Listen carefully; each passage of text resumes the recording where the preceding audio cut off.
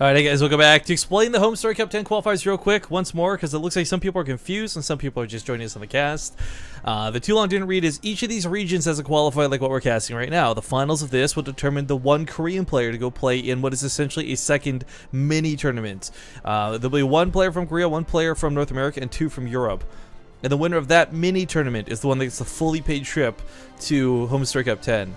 Now, I don't know if they're doing it the same way, but if it's like last time, the top 4 people who qualify still get an invite to Home Story Cup. They just have to pay their way if they don't actually win. Yes. Alright. Right. So, getting into the second game here in the finals, what was a sick game number 1? I'm sad because I know game 2 won't live up to it. Spotting the top left corner of the map. He leads 1-0. I give you the Pink Protoss Patience. And in the bottom right of King Sejong, got our purple Zerg player playing for MVP. I give you Losira. Of course, I'm Rifkin. I've been casting all morning since 1 a.m. Oh god, have I really been casting for just 7 hours? What the f... I'm casting with Namshar though, here in the finals. Of course, I woke up this early to do IEM, hopped over to Home Story Cup. I actually wasn't expecting to do Home Story Cup. I was like closing up my stream. I said goodbyes. We had turned the stream off essentially, and then I was like, got the message, oh yeah, you can cast today if you want. So I was like, Marine King versus True, I can't miss out on this. And we've been biting the bullet ever since. Yeah, well, we have had some fantastic games. And well, Patience going for the 13 Forge, 13 Scout, and Losira goes for the Drone Scout. So he's gonna see the Forge and you know, responds with a spawning pool. So maybe not ideal for him. Normally when you Drone Scout, oh, he gets the hatch block. Oh, that's a big mistake by Patience, have to say. Okay, this is stop that from happening. Kind of that odd hatch block again. So for those who missed game number 1, this is exactly how it opened in Overgrowth. The difference is this time the cannon's coming down in a much better location. It's coming down much faster.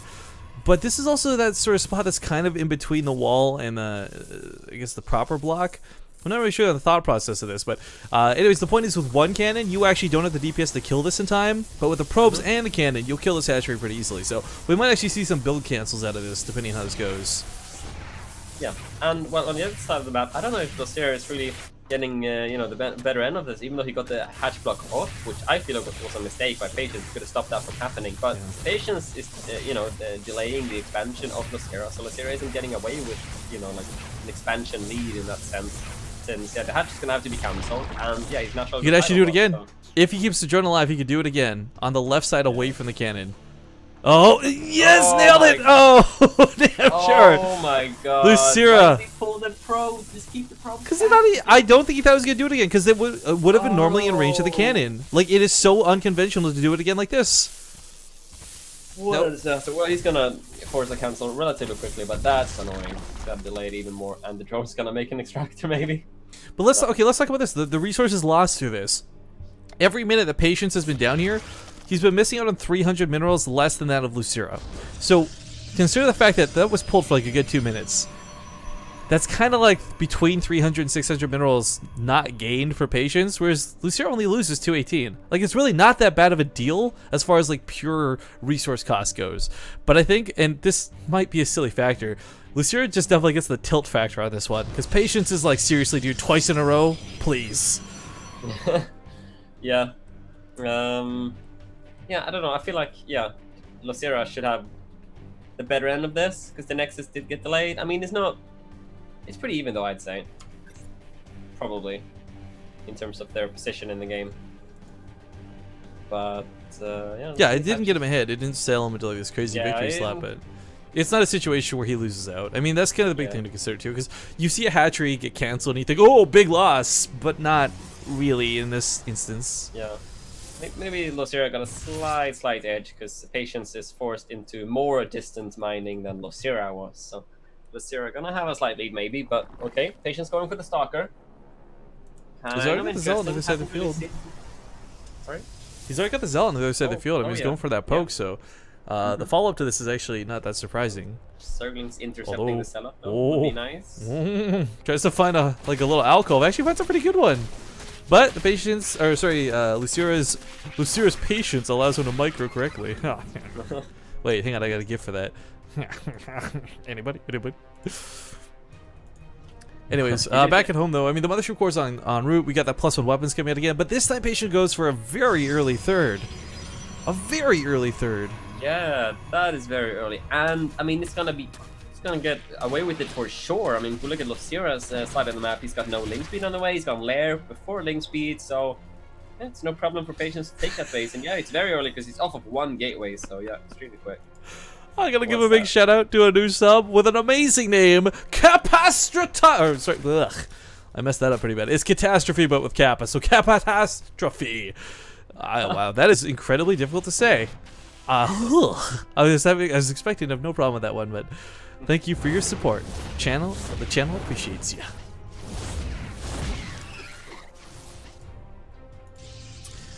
But, you know, he gets chased out of here, so he doesn't have the best scouting information. He does have the Overlord up here in the top right, but it's, I don't know. I don't know if you really want to send that in. You already know the third's down, so there's not going to be that robo timing to scout.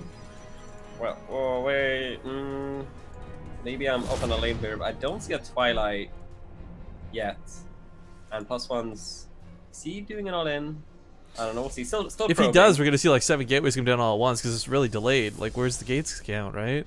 Yeah. There we go. There it is, Namshar. Yeah, called it. Oh god, I'm so smart sometimes. You're like, I know, I can tell what kills me the most. I can see it from a mile away. Yeah, it just felt like the Twilight should have been on the way already. He was going to go for +2 blinks. So yeah, it's going to be an all-in. And he did make some extra probes to the third. And he's still probing, okay, but here's this gets really important. Losira hasn't seen this. It's put in a really nice position in the back of the base. That Overseer needs to go in here, and there's a lot trying to make sure this doesn't happen. I mean, he's already going for Hydralisk. He's still making drones, but that's the problem, right? Like, you have to cut drone production right now if you want to make sure to have a sufficient army to deal with this. Yeah, I don't know. I feel like, I mean, 10 Hydras on the way already? I don't know. Is Patience army just gonna get crushed? That's the impression I have with so many Hydras so quickly. I feel like it's... I want to see a Will if he gets caught off guard by this. Like, if he storms in saying, alright, you're just gonna have Lings, alright? But, I mean, sentries can cut off... There's a lot of areas like this ramp that you can cut off this really nicely. This little choke between the ramp and the crevasse. I mean, you can really use force fields well against Hydras here without having to burn 12 at a time. Yeah. We'll see how it pans out. But we've got 8 probes at the third of Patience. It's not a complete fake out. It's mining a little bit, but yeah, not too much overall. Well, it's a lot of they got Hydra range as well. A lot of Lings reinforcing now. Even brave enough to go for the Hydra speed before stabilizing. Well, 1-1 is going to be finished for Patience. He did get that +1 armor, so it's going to be 1-1 versus 0-0. But almost gets just a couple sockets there with the Lings. Not too bad. He's going to be looking for those pylons, of course. Big Zella warp in here.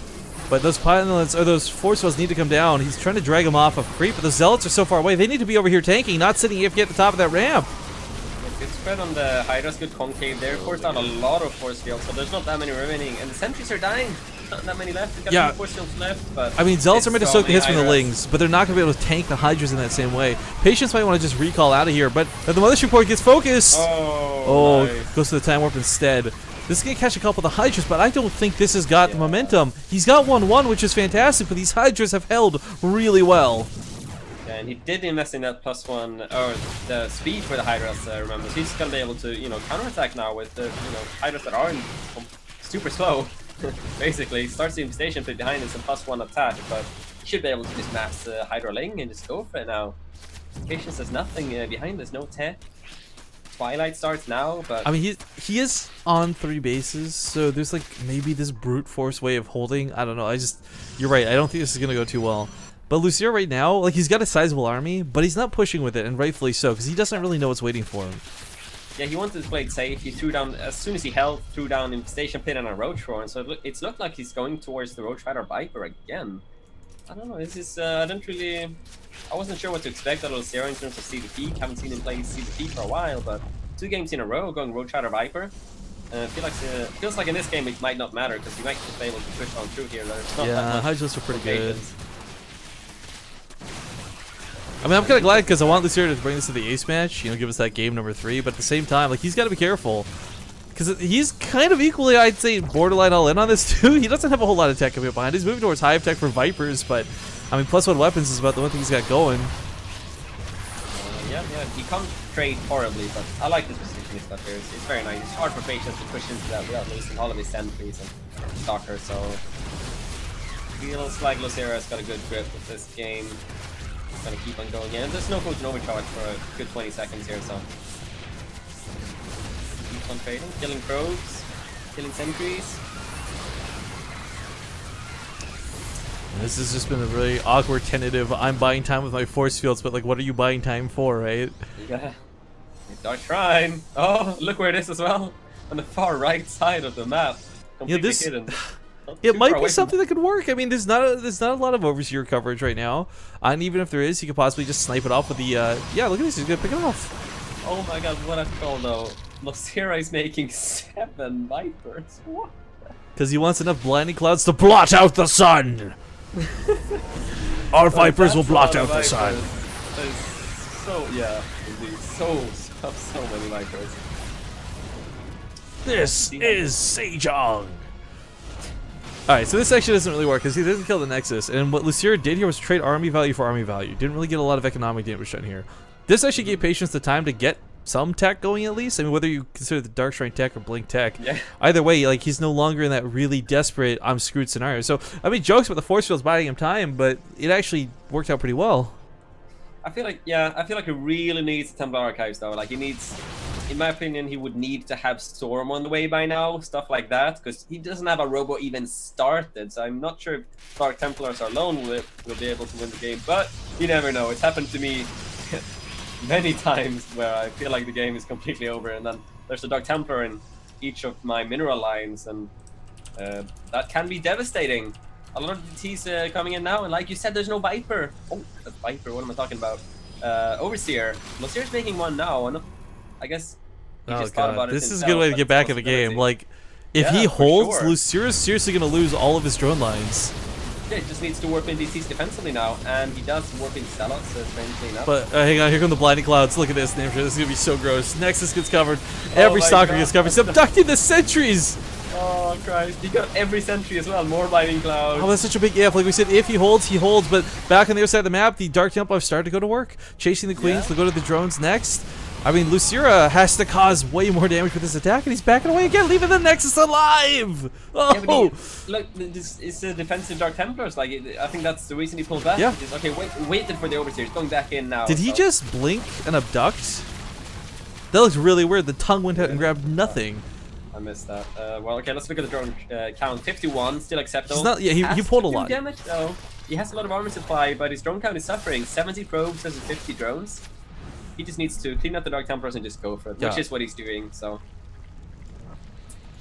Now he's got an overseer on the other side of the map too. Those defensive Dark Templars are the auto win. It's still like the army supply is insane, right? Like that's what this comes down to a lot. The weapon upgrades are kind of okay here for Patience, but I mean that's not going to save him against what is like double, triple almost the army supply. Yeah. How to keep the Overseer alive though? If the Overseer gets sniped, he's working the Dark Templars. He did try to snipe it before, but the Overseer is still alive. These Vipers are kind of I feel like such a troll move. So yeah, it really felt like it to me as well. So many Vipers just kind of chilling over here. And oh, where's that Overseer? He's got to bring it forward. Dark Templar coming back into the fight. Yeah. He's gotta be microing careful it really with this. nicely, not pulling it too far forward, just waiting for the Dark Templars to be warped in, and that's going to be it. Alright. Losira, he'll take us game 3.